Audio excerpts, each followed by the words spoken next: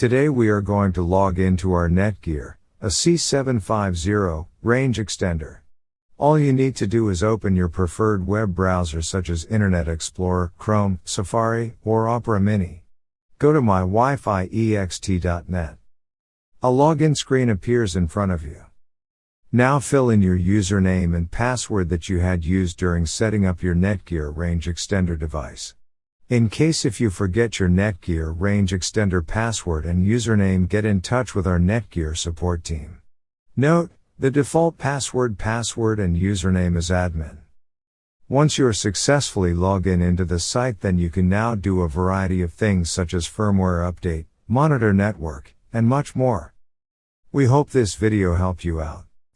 In case if you are still facing any issue with your Netgear range extender device, get in touch with our Netgear range extender experts for instant solutions.